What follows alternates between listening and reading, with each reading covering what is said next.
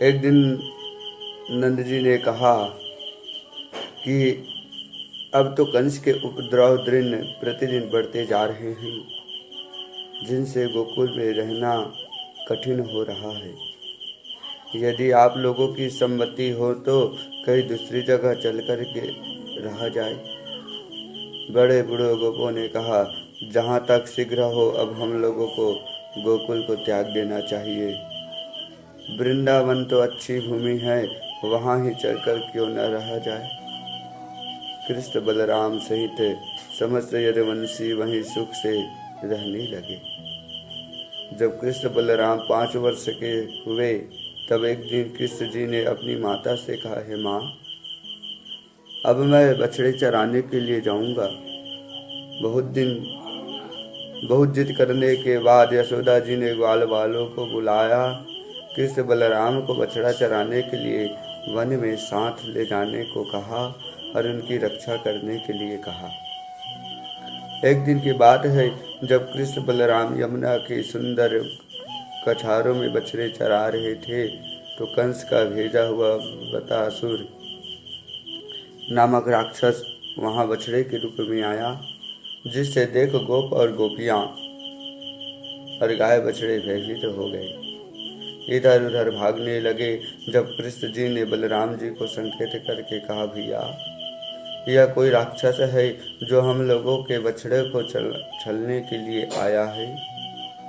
ऐसी आपस में बातें करते हुए कृष्ण जी उस बछड़े रूपी राक्षस के पास जा पहुँचे। वहां पहुँच करके उन्होंने सहसा उसकी पिछली टांग पकड़ करके इतनी जोरदार घुमा करके फेंका कि उसकी प्राणांत जो हो गोविंदाय नमो नमः हो गया। उसे मारा देख गोपी ग्वाल कृष्ण के पास एकत्र होकर के उनकी प्रशंसा करने लगे।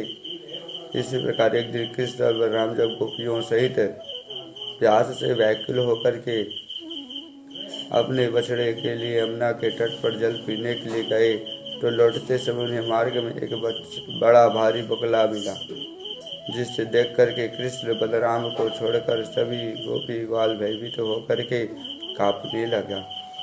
वह बगुला रूपधारी बकासुर नाम का एक बड़ा बलशाली दैत्य था, जिसे कंस ने कृष्ण को मारने के लिए भेजा था।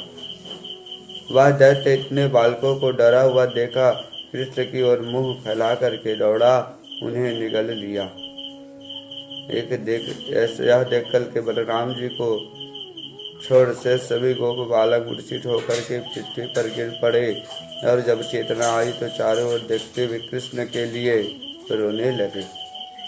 उनका नाम ले लेकर के पुकारने लगे, परस्पर यह कहने लगे कि अब घर जाकर के यशोदा जी से क्या कहेंगे। इतने में बगुला ने व्याकुल होकर कृष्ण को उगल दिया और चोंच तिरछी कर उन्हें फिर से भक्षण करना चाहा।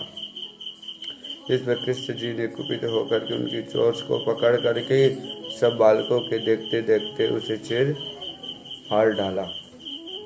गोप गोपियां प्रसन्न होकर के आश्चर्य करने लगी। फिर सबको साथ में लेकर कृष्ण सायब काल हुआ देख घर को आया।